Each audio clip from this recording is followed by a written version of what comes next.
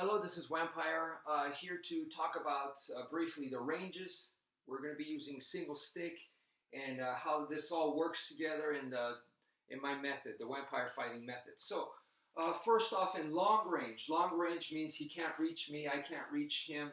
It would be a little bit further than what you're seeing in the camera right here. I'm in a confined space, so I'm going to be right here, but I'll be more that way, okay?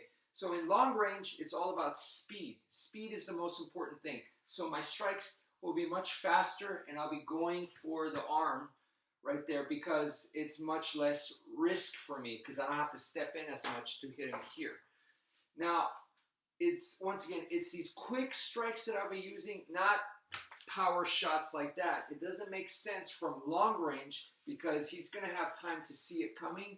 I'm telegraphing. I'm making these big motions. So I'm creating a lot of openings for myself for him to counter strike me. So that's why I'm not going to be using the power strikes like that unless it has a different purpose, like I'm trying to intimidate him or to put him towards a corner or I'm trying to close the distance. It has to be a different reason, not to really land that strike, okay?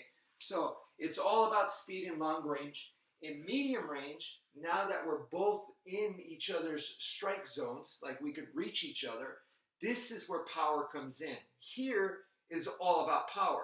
And the reason being is I could do, quick shots like that and hit him like 4 or 5 times. But if he hits me once with a power shot, I'm done. It's not a fair trade. So this goes also the same with a blade. So if I had a knife and I poked him like 4 or 5 times and he just did one big motion and cut me deep, he wins, okay? So medium range is all about power. This is where you got to become like Mike Tyson, okay? Now, for someone like me, I'm a smaller person, a lighter, smaller person. I can't go power for power. So that's why I skip medium range. I don't want to be here. I don't want to do this because I know I'm going to lose this power match. So I'll go into close range, okay? So once you go into close range, the idea here is to go 2 hands on your stick, okay? Go both hands. The reason being is because in close range, there's 2 ideas here.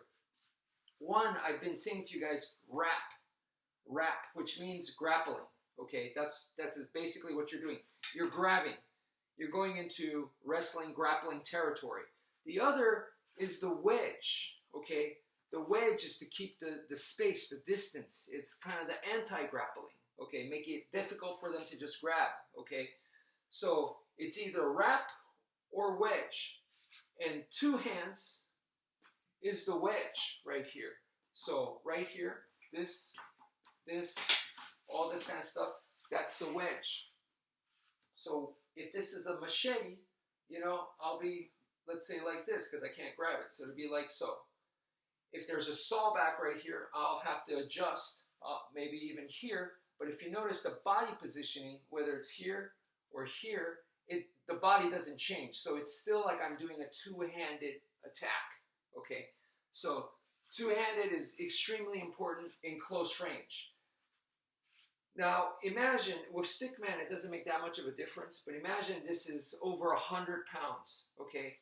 If I try to push and keep that distance like this, believe me, it's much, much harder than if I'd had 2 hands, like so.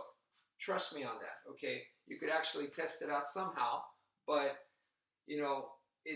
this is the way to go, 2 hands right there. So, what I want you guys to do for today is to practice your 2-handed attacks with the stick. And then from there, that'll give you the fundamental, the basic, to then go, how do you do that with the machete? And how do you do that with the knife? Okay, but for right now, let's start with single stick. And so the combo is 1, 2, 3, 4, and then 5. Okay, so let me break that down for you guys. Okay, so number 1 is my favorite, shotgun blast right here. Okay, so I'm just going like so. So shotgun blast. Number 2 is an uppercut strike. As I do the uppercut strike, notice this hand, my right hand slides up to give me plenty of striking space right here. And then, boom, I immediately go into this kind of motion here. And then I'm going to slash down, and as I slash down, notice the hand adjusts. My left hand now slides down to give me striking space, and this is where I slash down like this. My hand opens, and I keep contact on the stick, and boom. This is a good one too, right there. Okay, so this with the two-handed movement like this strike right here, definitely aiming with the middle area of the stick, but don't forget, you could also punch with it, or you could do, you know, combination of stick and fist. So don't forget about that. So anyway, that's it for now. Thank you for viewing, and take care, folks.